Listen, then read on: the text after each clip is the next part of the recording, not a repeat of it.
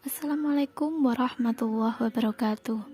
Saya Zulfa Nur Urida, peserta pelatihan dasar CPNS Kabupaten Kediri tahun 2021.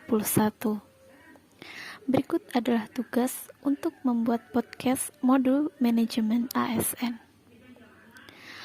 Manajemen ASN adalah pengelolaan ASN untuk menghasilkan pegawai ASN yang profesional, memiliki nilai dasar, etika profesi, bebas dari intervensi politik, bersih dari praktek korupsi, kolusi, dan nepotisme. Manajemen ASN lebih menekankan kepada pengaturan profesi pegawai sehingga diharapkan agar selalu tersedia sumber daya ASN yang unggul selaras dengan perkembangan zaman. Berdasarkan jenisnya, pegawai ASN terdiri atas pegawai negeri sipil atau PNS dan pegawai pemerintah dengan perjanjian kerja atau PPPK. Pegawai ASN berkedudukan sebagai aparatur negara yang menjalankan kebijakan yang ditetapkan oleh pimpinan instansi pemerintah serta harus bebas dari pengaruh dan intervensi semua golongan dan partai politik. Untuk menjalankan kedudukan tersebut, maka pegawai ASN berfungsi sebagai berikut. Yang pertama adalah pelaksana kebijakan publik, yang kedua pelayan publik, yang ketiga, perekat dan pemersatu bangsa. Untuk dapat melaksanakan tugas dan tanggung jawabnya dengan baik dan dapat meningkatkan produktivitas, menjamin kesejahteraan ASN, dan akuntabel, maka setiap ASN diberi hak. Setelah mendapat haknya, maka ASN akan punya kewajiban yang harus dijalankan sesuai dengan tanggung jawabnya. ASN sebagai profesi berlandaskan pada kode etik dan kode perilaku. Kode etik dan kode perilaku ASN memiliki tujuan untuk menjaga martabat dan kehormatan ASN. Kode etik dan kode perilaku yang diatur dalam Undang-Undang ASN menjadi acuan bagi peran ASN dalam penyelenggaraan birokrasi pemerintah.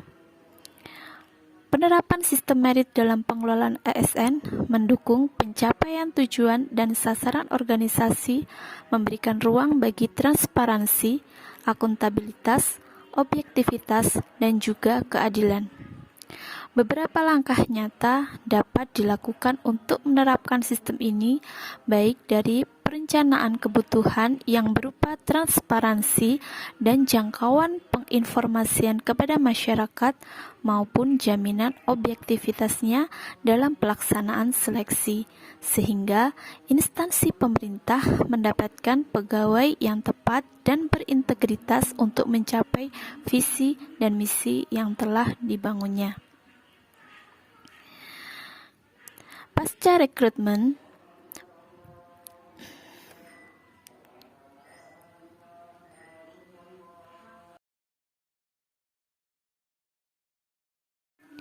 dalam organisasi berbagai sistem pengelolaan pegawai harus mencerminkan prinsip merit yang sesungguhnya di mana semua prosesnya didasarkan pada prinsip yang objektif dan adil bagi pegawai.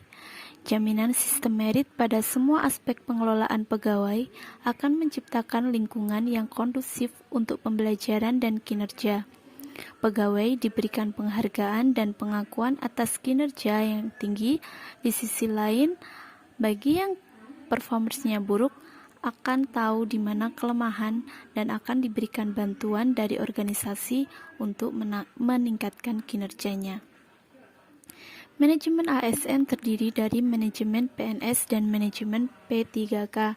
Manajemen PNS meliputi penyusunan dan penetapan kebutuhan, pengadaan, pangkat dan jabatan, pengembangan karir, pola karir, promosi, mutasi, penilaian kinerja, penggajian dan tunjangan, penghargaan, disiplin, pemberhentian, jaminan pensiun di hari tua, dan perlindungan.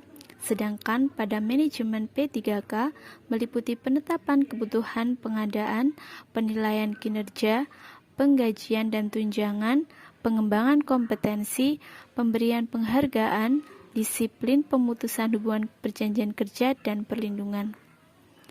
Untuk pengisian jabatan pimpinan tinggi utama dan madya pada kementerian, kesekretariatan lembaga negara, lembaga non-struktural, dan instansi daerah dilakukan secara terbuka dan kompetitif di kalangan PNS dengan memperhatikan syarat kompetensi, kualifikasi, kepangkatan, pendidikan dan latihan, rekam jejak jabatan, dan integritas, serta persyaratan lain yang dibutuhkan sesuai dengan ketentuan peraturan perundang-undangan.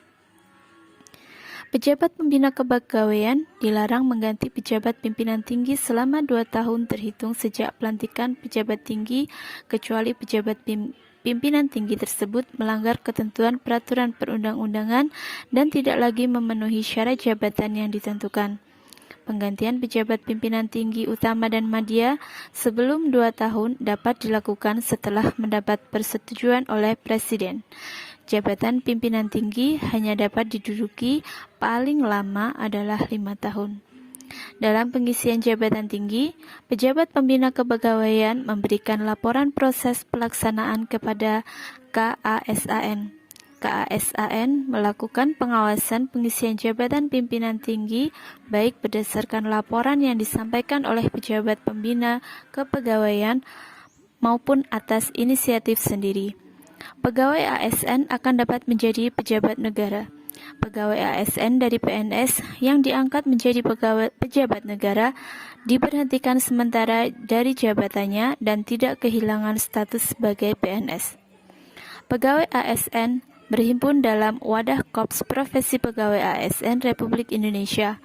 Korps Profesi Pegawai ASN Republik Indonesia memiliki tujuan untuk menjaga kode etik profesi dan standar pelayanan profesi ASN, serta mewujudkan jiwa Korps ASN sebagai pemersatu bangsa. Untuk menjamin efisiensi, efektivitas, dan akurasi pengambilan keputusan dalam manajemen ASN, diperlukan sistem informasi ASN. Sistem informasi ASN diselenggarakan secara nasional dan terintegrasi antar instansi pemerintah, semisal yang telah dilaksanakan dalam perekrutan ASN tahun 2021. Demikian podcast dari saya.